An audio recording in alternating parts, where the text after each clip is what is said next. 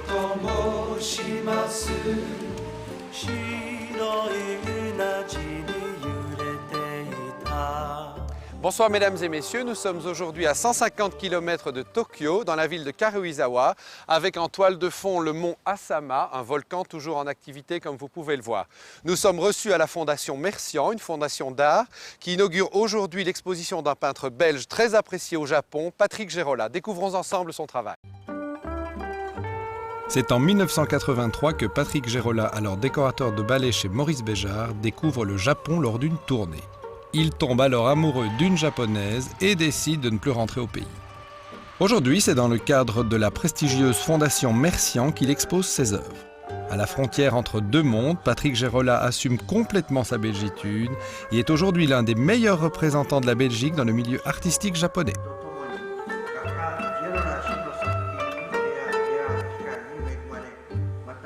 Je vous présente Patrick Gérola, la vedette de ce jour, qui donc est bruxellois. Voilà, des Marolles. Qui vit des Marolles, un vrai bruxellois, qui vit au Japon avec son épouse qui est japonaise. Alors Voilà. Patrick, c'était le grand jour aujourd'hui, ça. Fantastique, Qu'est-ce hein. qu'on ressent? De voir ces peintures accrochées sur les murs, où on a pu accrocher Picasso, Magritte et un tas de grands peintres. Et je crois que Miro vous suit cet Oui, été. Miro, Chagall. Chagall aussi, c'est pas mal. C'est un honneur. Quoi.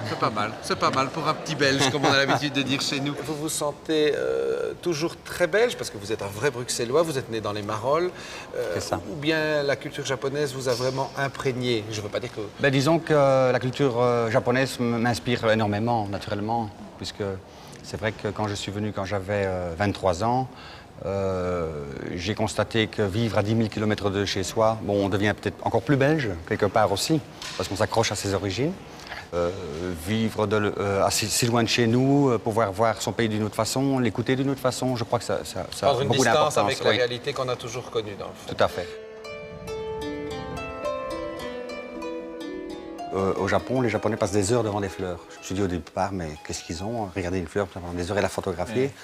Et malheureusement, j'ai attrapé la même maladie. Une bonne maladie. Bien sûr, magnifique. Quand on se promène dans ce jardin, Patrick, on sent vraiment la tradition, la valeur des choses ici au Japon. Rien n'est laissé au hasard, si je peux dire. Tout est dirigé. Tout à fait. Est-ce que ça a beaucoup influencé votre manière de travailler, puisque vous habitez quand même ici depuis 20 ans? Oui, bien sûr, parce que j'ai habité une maison qui ressemble un peu à celle de la Villa Impériale. C'est pour ça que j'ai décidé de vous la présenter. Et, enfin, au niveau architecture, au niveau de la matière, le bois, le papier, et avec le jardin qui était gigantesque, qui est très ressemblant à celui-ci, sauf que le mien était beaucoup plus sauvage. Oui. Et c'est ce qui m'a inspiré, surtout dans les couleurs et la façon de travailler la lumière. Quoi. Pouvez-vous un peu nous parler de l'historique de cette maison? Donc on peut savoir que cette villa impériale a été construite il y a 100 ans et que l'empereur Hirohito y a passé pas mal de temps de son enfance. Aussi que la constitution japonaise après la guerre a été faite ici à Numazu. Ici à Numazu. Et savoir aussi que l'empereur était considéré comme un dieu. Oui. Et que par exemple MacArthur avait demandé, a obligé l'empereur à avouer après la guerre qu'il n'était pas un dieu. Et quand donc c'était une émission de radio. Oui. Et quand les Japonais ont entendu ça, il y en a pas mal qui sont suicidés. Quoi. Ah oui, tellement ils étaient sûrs qu'il était Dieu. Qu'il était Dieu. C'est un savant et un dieu. Oui. Ah oui, donc il était sacré. vraiment déifié. Oui. Donc c'était C'était un choc total.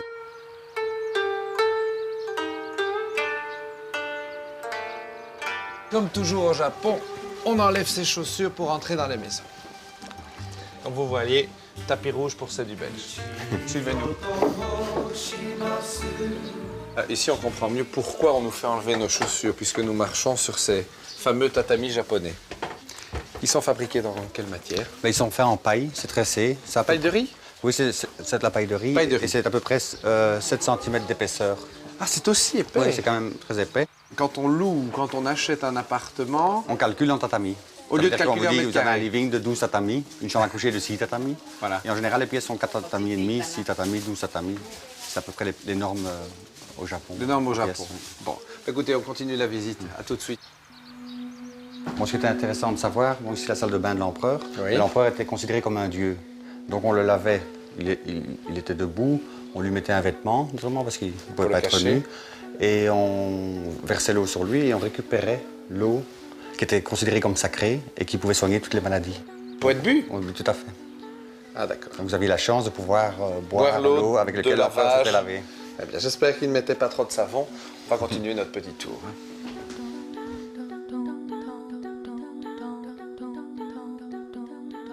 Ici, Patrick, nous nous trouvons en fait dans ce qui était la salle d'audience de l'empereur quand il était ici Quand il recevait ses en invités, week-end. oui. Et ce sont donc ce qui est considéré donc comme le trône de l'empereur. Il n'y a que lui qui a pu s'asseoir dessus. C'est lui qui peut se voir. Et on peut toujours pas s'asseoir C'est dedans, sacré. d'ailleurs. C'est sacré. C'est toujours sacré. C'est sa chaise d'origine. Je veux dire, c'est ce qui se trouvait ici du temps de l'empereur Hirohito. Tout à fait.